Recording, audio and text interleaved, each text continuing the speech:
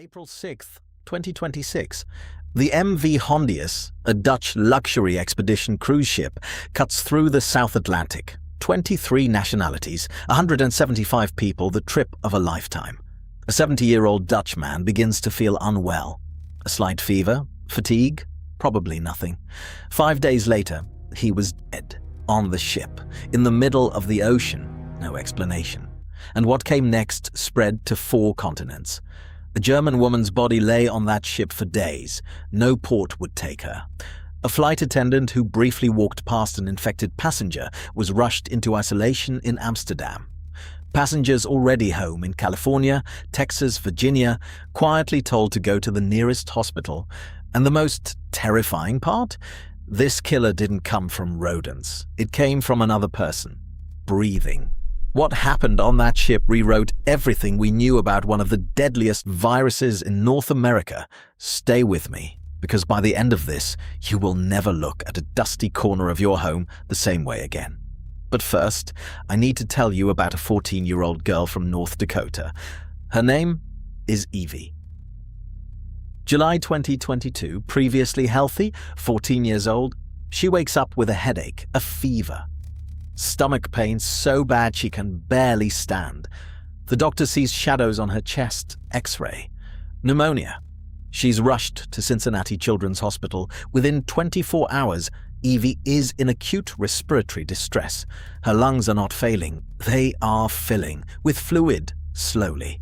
The way you drown from the inside.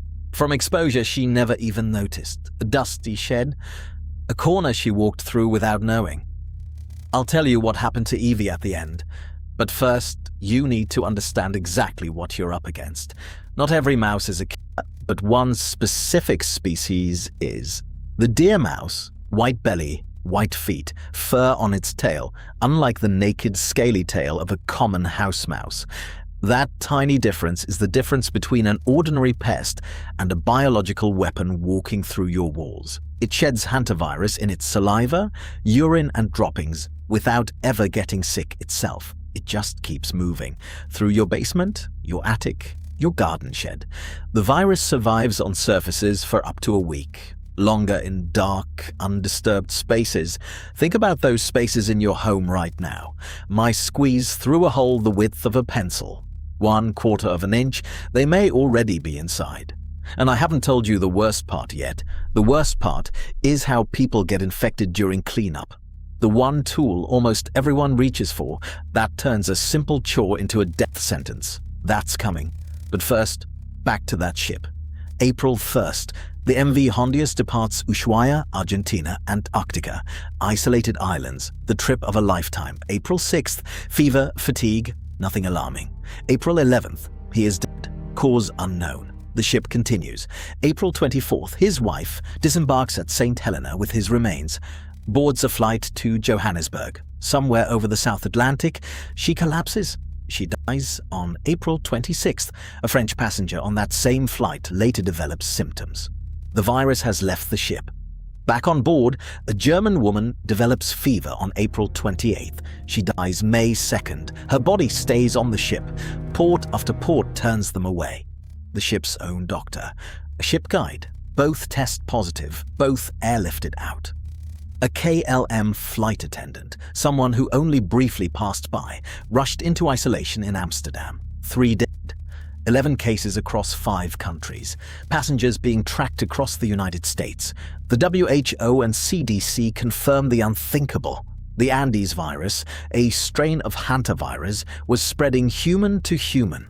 Not from rodents, through breath, possibly airborne, CDC Health Advisory, HAN 00528.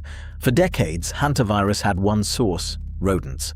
The MV Hondius shattered that. The Andes strain moves between people, and it already has, across an ocean.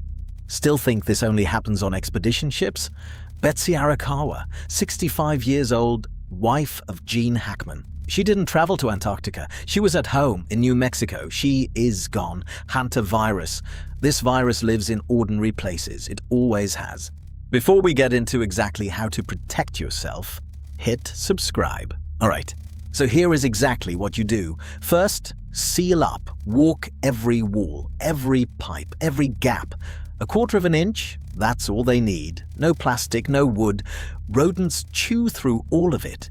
Use cement, solid metal, copper mesh. They won't touch copper. Second, trap up.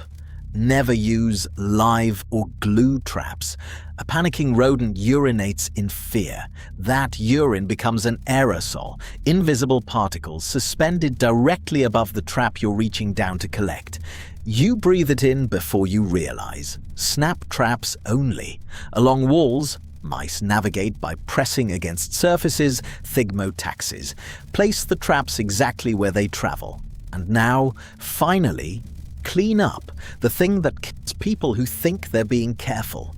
Do not touch a vacuum. Do not touch a broom. They aerosolize the virus. They turn a visible problem into an invisible cloud you walk directly into and breathe. This is the #1 way people get infected. The wet methods only. 1. Ventilate. Every door, every window, 30 full minutes before you enter. 2. PPE, rubber gloves, N100 or HEPA respirator. A dust mask will not stop hantavirus particles.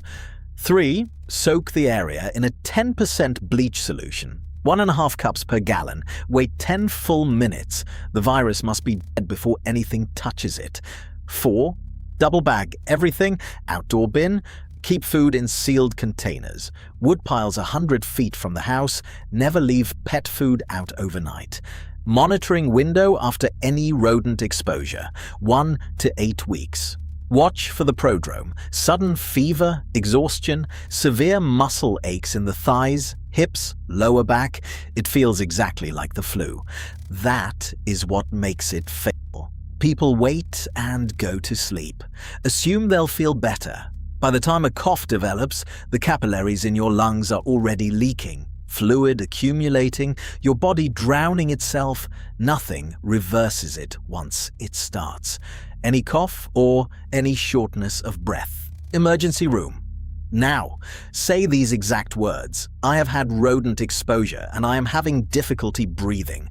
Those words change how fast they move. There is no cure, but early ICU care and in severe cases, ECMO can push survival to 80%. Only if you arrive in time. Time is the only medicine. Now, remember Evie? She made it. After ECMO, after the machines, after the longest week of her family's life, fully recovered. She runs track now and she wants to be a nurse. She almost didn't exist anymore. Because of a space she walked through, dust she breathed, a deer mouse she never even saw. The 2026 outbreak proved the Andes strain can cross an ocean on human breath alone, and the version living in your attic, your shed, your closed-up cabin has always been there. It always will be. You know what to do now. Don't wait until you need to remember it.